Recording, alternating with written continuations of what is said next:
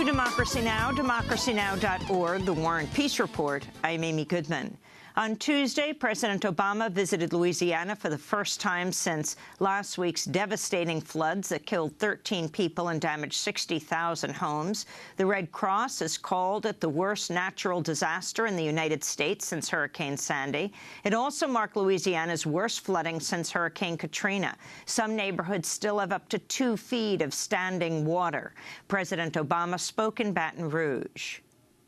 I just had a chance to see some of the damage from the historic floods here in Louisiana. I come here first and foremost to say that the prayers of the entire nation are with everybody who lost loved ones. As I think anybody who can see just the streets, much less the inside of the homes here, people's lives have been upended by this flood. While many climate scientists have tied the historic floods in Louisiana to climate change, President Obama made no link during his remarks. While Obama was in Baton Rouge, he also met with the family of Alton Sterling, who was killed by police on July 5th, and with the families of 3 police officers who were killed by a former U.S. Marine in a mass shooting in Baton Rouge on July 17th. But while President Obama was speaking in Baton Rouge, 4 environmental activists were arrested in New Orleans Tuesday while occupying the headquarters of the Interior Department's Bureau of Ocean Energy Management in New Orleans. They were protesting the Interior Department's decision to go ahead with a lease sale of up to 24 million acres in the Gulf of Mexico for oil and gas exploration and development. The sales being held in the Superdome, the very building where thousands of displaced residents of New Orleans sought refuge during Hurricane Katrina 11 years ago. We'll have more on the protests with Antonia Yuhas after headlines. In breaking news from Italy, a 6.2 magnitude earthquake has killed at least 38 people, with the death toll expected to rise. The quake struck the central Italian town of Norcia, which is about 2.5 hours northeast of Rome. It caused homes and buildings to collapse as people were sleeping. Rescue crews are currently pulling people out of the rubble. This comes as deadly extreme weather continues around the world. In India, at least 300 people have died in widespread flooding across eastern and central states. The flooding caused by heavy rains has closed schools, destroyed roads, and submerged hundreds of towns and villages. Meanwhile, in Philadelphia, Pennsylvania, at least 4 people died during last week's heat wave, which broke 4 separate temperature records. And in Washington state, Governor Jay Inslee has declared a state of emergency in nearly 24 counties amidst raging wildfires, which he blamed on climate change, saying, quote, "Our forests and wildlands are under attack from climate change," unquote. Wildfires are also raging across parts of California. We'll have more on climate change later in the broadcast with climate scientist Kirk Smith. In news from the campaign trail, a new Associated Press investigation has revealed that while Hillary Clinton served as Secretary of State, more than half of the private citizens she met had donated to the Clinton Foundation. The analysis shows that at least 85 of the 154 people Hillary Clinton had scheduled phone or in-person meetings with were foundation donors. This does not include meetings Clinton held with U.S. or foreign government workers or representatives, only private citizens. These 85 donors contributed more than $150 million to the Clinton Foundation combined. Hillary Clinton has slammed the investigation, saying it cherry-picked information and that it, quote, relies on utterly flawed data, unquote. But the AP says it's been asking for the schedules for 3 years and that what has been released thus far covers only half of her 4-year tenure. This comes as the Clinton Foundation says it would spin off its international programs if Hillary Clinton wins the presidency. Former President Bill Clinton has also said he'll resign from the foundation if Hillary Clinton wins. Donald Trump has repeatedly attacked Hillary Clinton over the Clinton Foundation. This is Donald Trump speaking Tuesday in Austin, Texas. It is impossible to figure out where the Clinton Foundation ends and the State Department begins. It is now abundantly clear that the Clintons set up a business to profit from public office. They sold access and specific actions by and really for, I guess, the making of large amounts of money. The specific crimes committed to carry out that enterprise are too numerous to cover in this speech. Donald Trump himself has donated $100,000 to the Clinton Foundation in the past. A new Washington Post analysis of Hillary Clinton's August schedule finds she's raised at least $32 million over the last 3 weeks through a series of exclusive fundraisers. The events held in wealthy areas such as Greenwich, Connecticut, Nantucket, Massachusetts, and Beverly Hills, California, frequently cost upwards of $50,000 a ticket. In news on Guantanamo Bay, prisoner Abu Zubaydah has argued for his release at a rare hearing held via video stream Tuesday. He's been held for 14 years without trial, during which time he was waterboarded more than 80 times. When he was captured in 2002, the CIA insisted he was a top Al-Qaeda operative. The U.S. government has since admitted he was never an Al-Qaeda leader, yet his imprisonment has continued.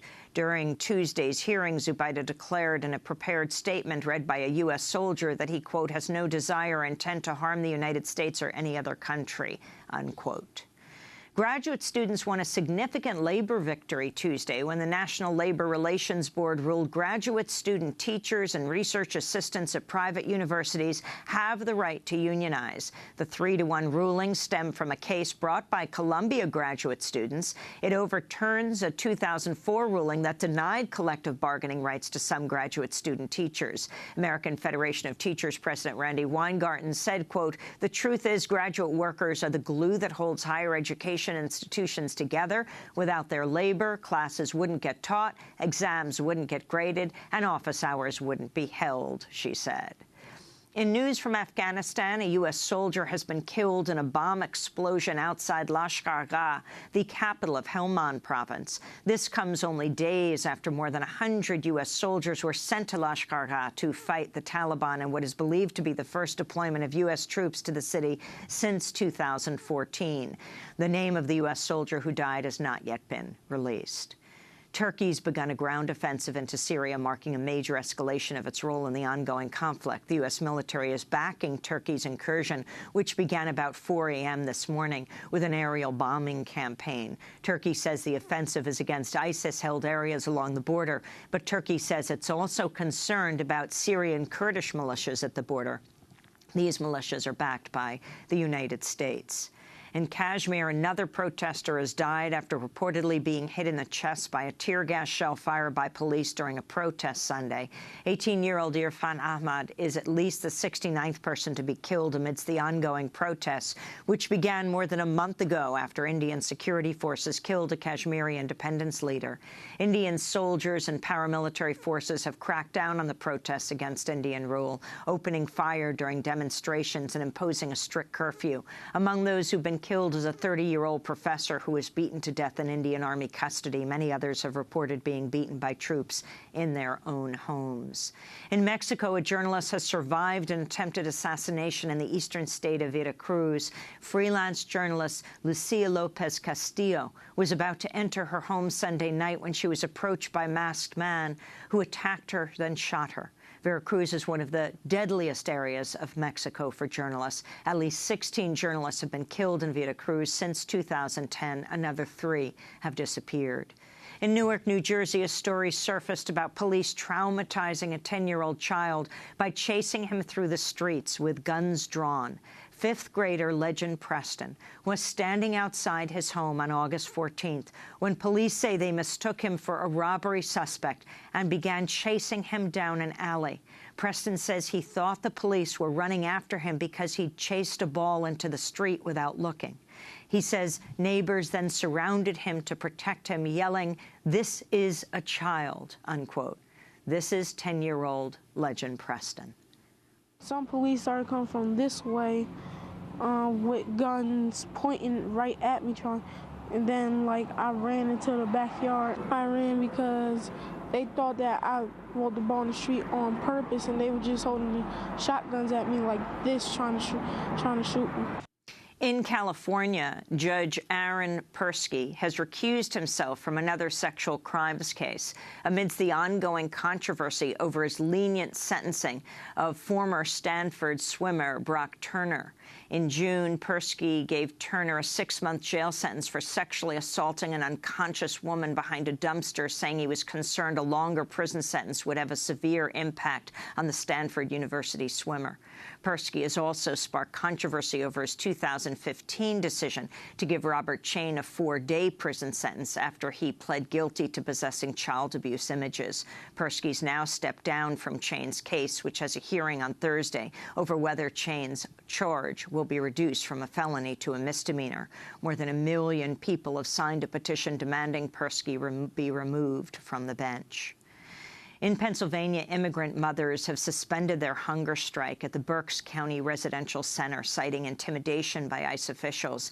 The women launched the hunger strike on August 8th to protest Department of Homeland Security Secretary Jed Johnson's claims that the average time in family detention is only 20 days. By the end of this month, at least 3 families will have spent a full year in custody at the Berks jail. On Tuesday, the women suspended the strike, saying ICE officials threatened them, saying if their health weakens, their children could be taken away.